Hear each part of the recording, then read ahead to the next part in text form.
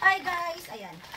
Ngayon tatry natin to. Nabili ko ito sa cracker siya. At nabili ko siya sa Food Asia dito sa Glasgow, Scotland, UK. Tatry natin. Cracker siya. Katulad siya nito na yung prawn crackers. Yan. So this time, first time ko siyang nakita. So binili ko kasi ang flavor niya ay fruits. Flavor niya ay vegetable. Yung sweet potato, pumpkin, taro, carrot, and pandan. So, iba-ibang kulay siya. Papakita ko sa inyo mamaya. Iaano lang natin siya sa mainit na oil. So, yan. Para siya sa mga vegan friendly siya. Yan. So, let's see. Ayan, inuna ko tong prawn crackers. Para kay Lucky. Gusto niya.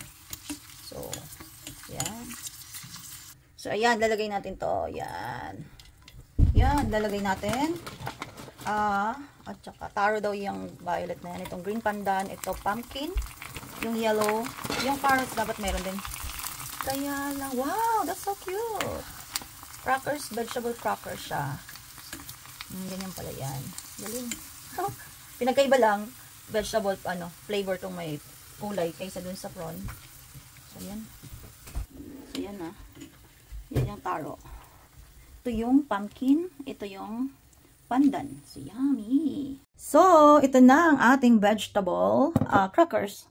Ito, of course, ito yung kay Luke. Sinama ko na dyan yung prawn crackers niya. Ito ang para kay mother at sa akin. So, obviously, ito yung gabi or taro. Ito yung pandan.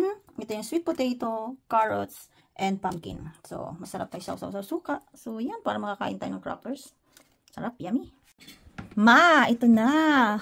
Ang crackers. Looky, yan ang crackers. Yan na. Try na kayo. Wow, prawn. Yung sa'yo yung white. Okay? Yummy? You like it? Parang chowking? Or yung sa... Anong kulay? Saan nga? Sa Cosmo, diba? Yan yun. Oh. Ito magabi. Para sa yan. Oo. Saan natin nabili ito? Sa Food Asia nga natin siya nabili. Ibig sabihin sa Cosmo at saka sa Chowking kasi may crackers, diba? Na free.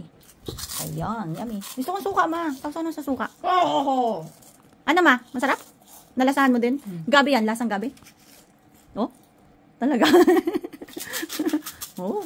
Ang bilis! Grabe, ang tamang takaw. So, ito. Amoy pandan siya, guys. At syempre, amoy pandan talaga siya. Sasawsaw ko siya sa suka.